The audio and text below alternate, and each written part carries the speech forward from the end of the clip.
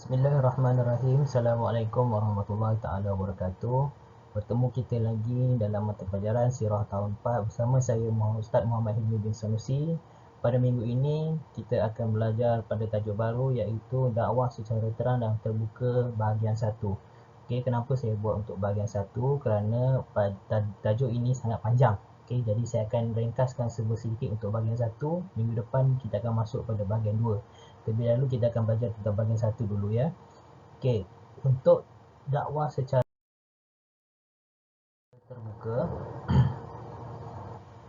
Okey, setelah Nabi Muhammad SAW berdakwah secara rahsia selama 3 tahun, genap saja 3 tahun, Allah Taala telah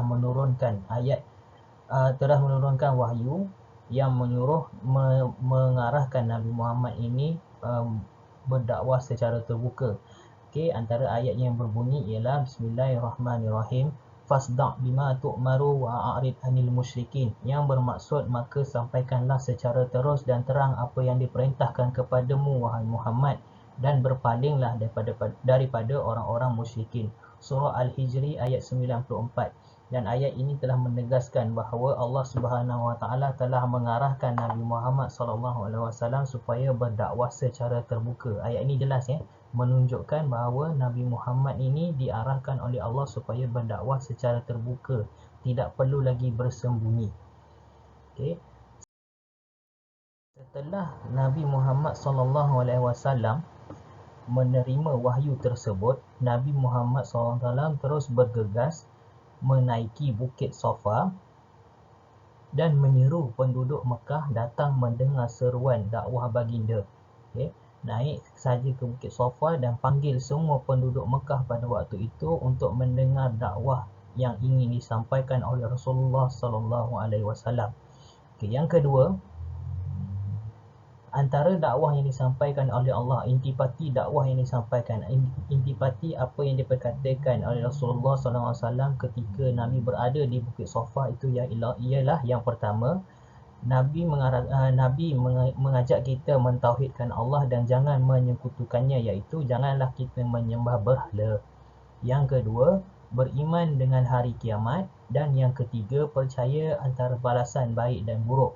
Ini adalah antara yang disebut dan ada yang ditulis di dalam buku teks. Okey, boleh rujuk pada muka surat 10 sehingga 14. Baik, seterusnya, okey, semasa dakwah ini Nabi ini menjalankan dakwah secara terbuka, beliau ditentang hebat oleh bapa saudaranya sendiri iaitu Abu Lahab. Okey, yang mana Abu Lahab ni berkata, antara petikan ayat yang disebut ialah okey, boleh tengok kat sini ya. Binasalah, ni. Binasalah engkau wahai Muhammad, apakah kerana ini engkau menghimpunkan kami di sini? Okey. Lalu Allah Subhanahu Wa Taala menurunkan surah ataupun menurunkan wahyu berikut. Okey. Selepas dia berkata begini pada Muhammad sambil dia menunjukkan kedua tangannya. Okey. Ada setengah riwayat mengatakan dia menggenggam penumbuk. Okey. Lalu Allah Taala menurunkan ayat ini iaitu Bismillahirrahmanirrahim. Tabbat yada abi lahabin wa tab ma aghna anhu maluhu wa ma kasab sayasla naran zata lahab wa imra'atuhu hammalatal hatab fi jidha hablum mim masad. Yang bermaksud binasalah kedua tangan Abu Lahab. Okey, tabat yada abi lahabin wa tab, maknanya Allah membinasakan kedua tangan Abu Lahab. Ini menunjukkan bahawa semasa Abu Lahab berkata kepada Nabi Muhammad, dia menunjukkan tangan kepada Nabi Muhammad SAW. Inilah ayat yang menunjukkan Allah Ta'ala menghina perbuatan Abu Lahab. Okay, tidaklah berfaedah harta bendanya dan apa yang diusahakannya. Kelak ia akan masuk ke dalam api yang bergelojak, dan begitu juga isterinya, pembawa kayu bakar yang lehernya ada tali yang berpintal. Okey, ayat ini adalah surah Al-Masad ayat 1 sehingga ayat 5. Baik, selepas turun ayat ini, Nabi Muhammad SAW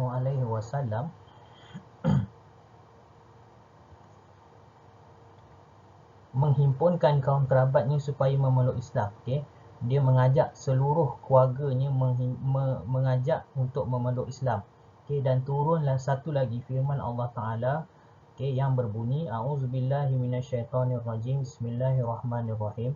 Wa anzir ashiratakal aqrabin wahfiz janahaka liman taba'aka minal mu'minin fa in asauka faqul inni bari'um mimma ta'malun. Yang bermaksud, dan berilah peringatan serta amaran kepada kaum kerabatmu yang dekat. Okay, yang menunjukkan Nabi ini mengajak kepada kaum kerabat dia memeluk Islam. Okay? Dan hendaklah engkau merendah diri kepada pengikut-pengikutmu dari orang-orang yang beriman. Kemudian jika mereka engkar kepadamu, maka katakanlah sesungguhnya aku berlepas diri daripada apa yang kamu lakukan. Okay? Jadinya inilah ayat yang menunjukkan bahawa Nabi Muhammad SAW diarahkan oleh Allah Ta'ala untuk mengajak kaum kerabatnya memeluk agama Islam.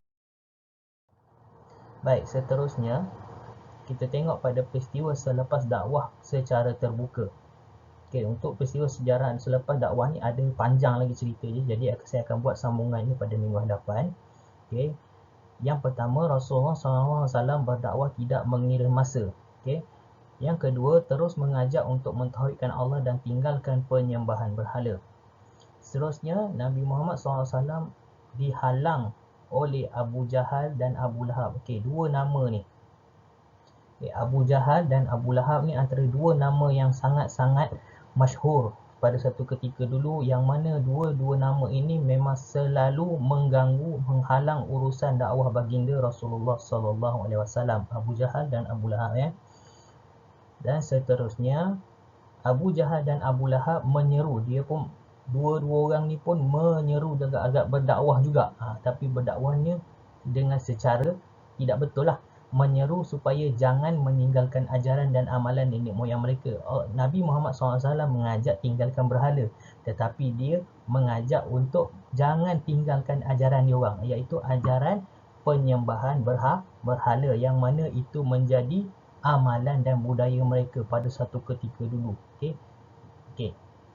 Setakat ini sahaja video saya untuk minggu ini. Okey. Akan ada lagi sambungan pada minggu depan. Jadi kita akan jumpa lagi pada minggu depan, insya-Allah. Wabillahi taufiq wal hidayah. Salam.